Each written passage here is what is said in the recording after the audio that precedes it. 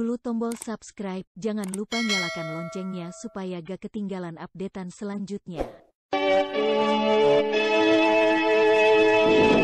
PT Supra Perpindo Farma bersama Sanggar Cerita mempersembahkan serial Sandiwara Radio Mantra Naga Bumi.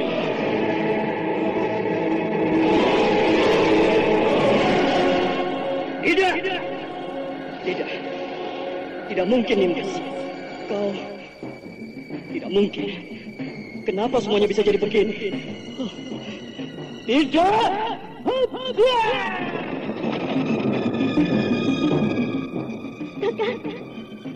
Kakang Rangga Geni. Kakang, kenapa kau tinggalkan aku, Kakang? Kenapa?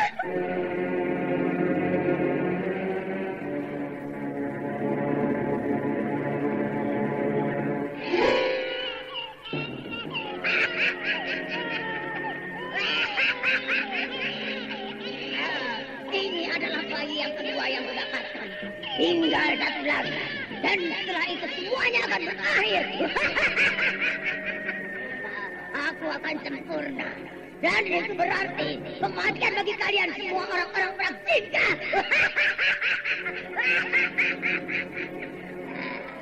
Darah-darah kalian akan kupersembahkan untuk dewa kegelapan. Kalian akan kuhancurkan. Kuhancurkan.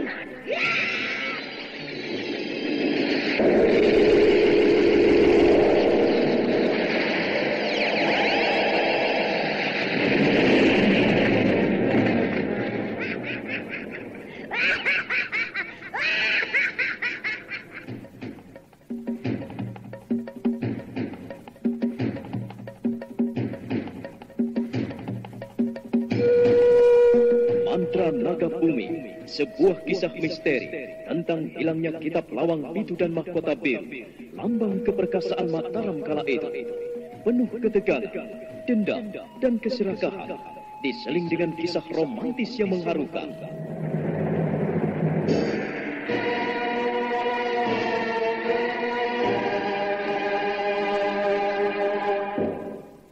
Mantra Naga Bumi, ide cerita Totot Prambanan. Naskah disusun dan ditulis oleh Chandra Argadinata.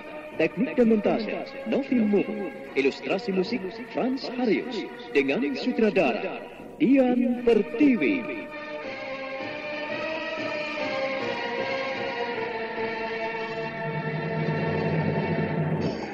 Mantra Naga Bumi kali ini menampilkan episode ke-31 dengan judul Sepasang Pedang Pembunuh.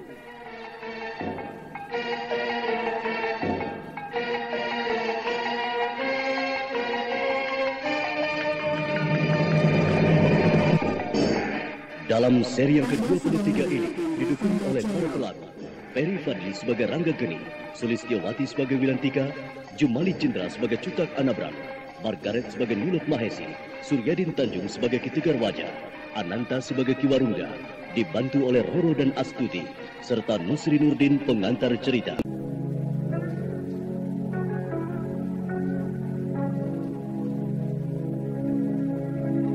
Mendengar ucapan Rangga Geni yang lembut itu, Wilanti melangkah mendekat. Lalu dia memegang tangan Rangga Geni. Rangga Geni tersentak. Dia tak bisa lagi melepaskan pegangan itu. Pada saat itulah, sebuah pukulan menyentuh pipinya. Kau... Kenapa, Kakang? Ada apa? Tidak ada apa-apa nih, Mas. Rasakan kok, Kakang. Kuharap kau jangan manja. Aku ada di dekatmu. Aku akan menjewer kupingmu. Nimas Wilan, sebaiknya Nimas mandi dulu. Dari ladang Nimas belum mandi kan? Nanti tubuh Nimas kata-kata. Nanti saja, Kakang. Oh ya, Kakang. Aku mau tanya. Sekarang setelah prajurit itu menemukan Kakang, apa yang akan Kakang lakukan? Apakah Kakang akan kembali ke keraton menjadi raja kembali? Kakang, dia mulai menggodamu. Aku akan perhatikan semuanya. Kakang tidak boleh macam-macam. Iya. Kakang akan kembali ke keraton, meninggalkan aku dan ayah. Tidak nih, Mas. Sudahlah. Aku pusing sekali. Aku mau istirahat dulu nih, Mas. Kau mandilah. Tapi Kakang tidak akan meninggalkan aku, bukan? Kakang tidak akan pergi dari sini, bukan? Iya. Iya, Kakang janji ya, tidak akan meninggalkan kami. Sudahlah, pergilah. Aku mau istirahat dulu. Aku pusing nih, Mas.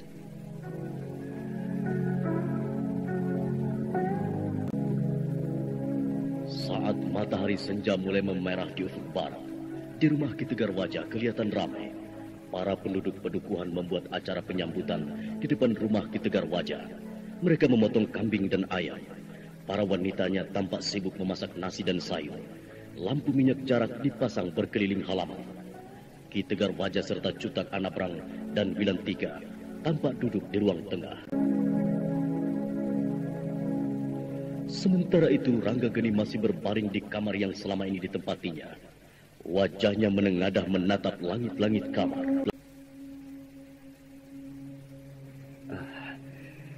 Nimas Mahesi, tolonglah aku.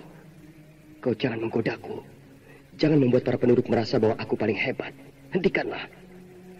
Atau aku tidak akan ikut ke Segoro Banyu. Habis Kakang suka memberi angin pada gadis itu? Aku tak mau Kakang memberikan kasih sayang padanya. Kau milik kami berdua dengan Kanda Ratu. Jangan kecewakan aku. Iya, aku tahu. Aku mengerti semuanya, Nimas. Tapi jangan kau buat aku menjadi sedih. Seharusnya kau tidak perlu melakukan hal-hal seperti yang tadi itu. Kalau sampai mereka takut dan kaget bagaimana? Dan tidak menutup kemungkinan bahwasanya Wilantika memelukku karena takut melihat apa yang telah kau lakukan. Jadi kalau sampai itu terjadi, kau jangan salahkan aku dan dirinya. Kakang suka membuat aku kesal dan gelisah. Siapa suruh kau mengikutiku? Aku tadi menyuruhmu menungguku. Menunggu dan tidak harus berada di sini dengan keadaan tanpa wujud begini. Nah, keluarlah. Tapi Kakang jangan macam-macam ya. Awas. Iya. Aku janji tidak akan macam-macam. Tapi aku minta juga padamu, Nimas. Jangan terlalu menurutkan kata hati. Kalau kau inginkan aku untuk bersamamu di Segoro Banyu, mengertilah. Hatiku telah terlalu sakit. Jiwaku telah luka dan berdarah. Jangan kau buat aku semakin menderita. Iya, Kakang. Aku mengerti.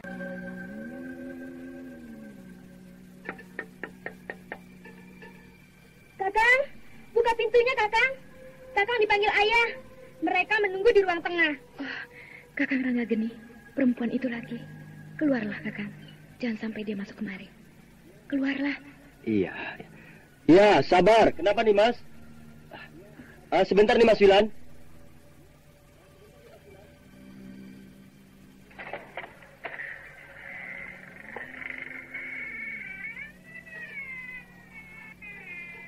Kakang, kenapa Kakang tidak keluar? Ayolah, Kakang. Ayah dan Paman Cutak menunggumu. Aku disuruh menjemputmu. Ayolah, Kakang. Iya. Ayolah nih, Mas. Salam sejahtera, Gusti Prabu.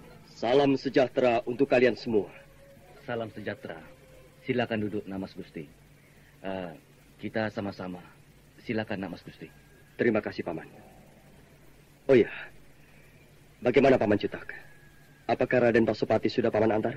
Maaf, Gusti. Raden Pasopati sementara saya tawan di rumah Ki Warungga. Dijaga oleh beberapa prajurit utama. Karena untuk Kakademangan sangat jauh. Tidak mungkin ditempuh dalam 1 hari. Ampun, Gusti Prabu. Iya, aku mengerti, Paman. Sebaiknya kita bawa saat kita menuju pulang ke Merak Jingga, Gusti. Iya, itu saran yang baik. Ki Tegar Wajah, siapa sangka Nak Mas Rangga yang kita kenal selama ini itu seorang raja besar. Untung saja aku tidak berlaku kurang ajar padanya selama ini. Kalau sampai aku berlaku kurang ajar atau tidak sopan, mungkin saat ini aku akan sama seperti Raden Pasopati.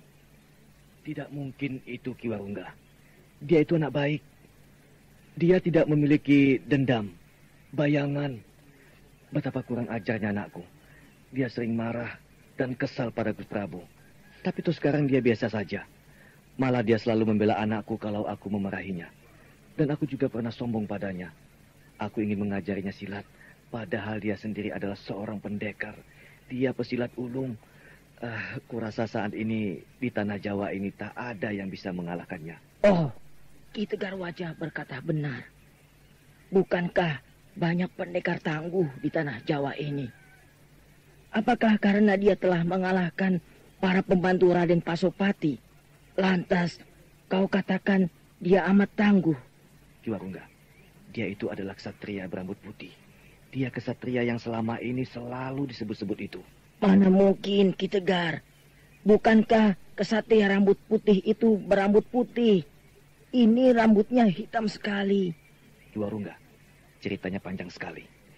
Tapi untuk jelasnya, kau mintalah pada Tuan Perwira Cutak Anabrang untuk menceritakannya. Karena tadi Nak Mas Gusti juga telah menceritakan semuanya serba sedikit padaku.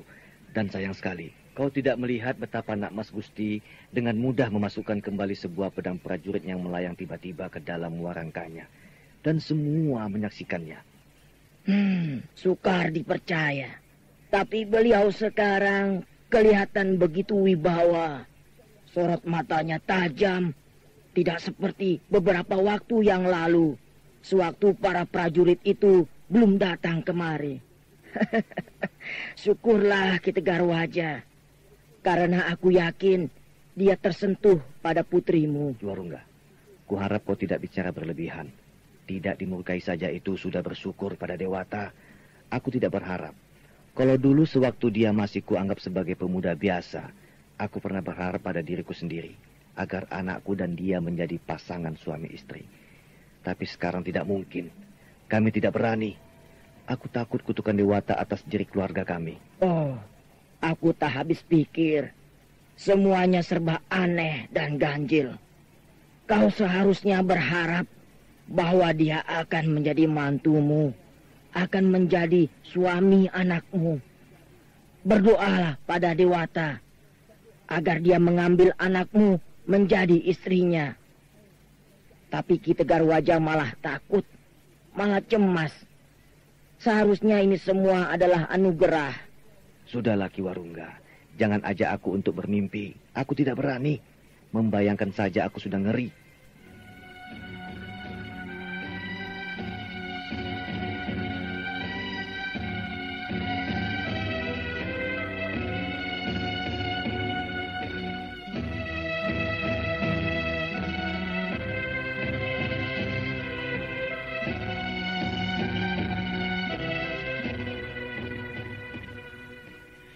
Di dalam ruangan yang cukup luas itu, orang-orang semuanya pada berbisik-bisik melihat Rangga Geni yang sekarang kelihatan begitu jauh berubah dari biasanya.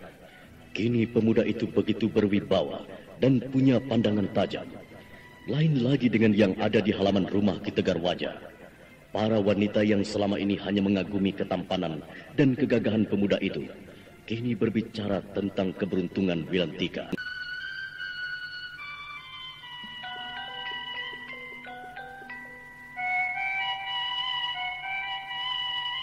Anda sedang mendengarkan Ravanda Channel.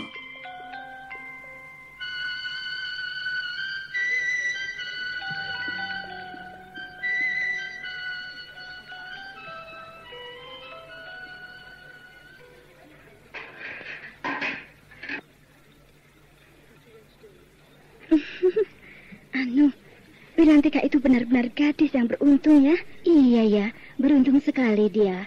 Iya, coba bayangkan. Rangga yang selama ini begitu lemah kelihatannya, ternyata seorang pendekar. Lalu sekarang saat dia telah ketahuan sebagai seorang pendekar sakti, malah ternyata dia seorang raja, penguasa Merak Jingga. Seorang raja. Oh, suatu keberuntungan yang luar biasa. Bayangkan, kalau saja perempuan itu aku, mungkin saat ini aku harus terus merayunya untuk mengambilku jadi istrinya. Bukan kamu saja, aku pun akan demikian. Aku tidak akan melepaskannya. Malah aku akan mengancamnya. Kalau dia pergi begitu saja meninggalkan aku, maka aku akan bunuh diri. Dulu sewaktu dia berjalan dengan Rangga, saat Rangga dipukuli oleh Raden Pasopati, kau malah mensyukuri. Sekarang kau malah suka. Itu kan dulu, sekarang kan lain. Setelah tahu dia seorang raja, aku akan mati-matian untuk menjadi istrinya. Aku bisa bayangkan jadi seorang permaisuri dan orang-orang akan menghormati kita. Mereka akan sujud padaku. Lihat, itu Wilantika. Dia turun kemari. Oh, dia bersama Rangga. Alangkah gagah dan tampannya dia.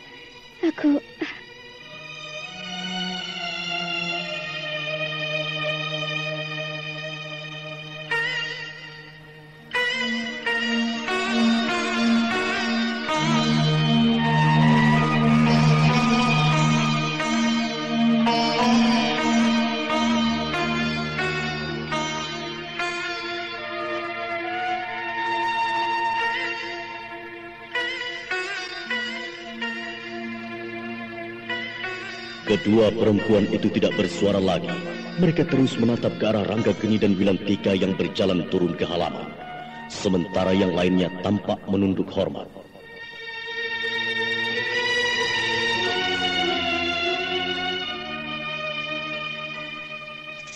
Lihatlah, betapa gagahnya pemuda itu. Semua orang menghormatinya. Dia menuju kemari. Dia tersenyum ke arah kita. Aku suka senyumnya. Dia membuatku tergila-gila. Aku ingin mendekatinya. Jangan!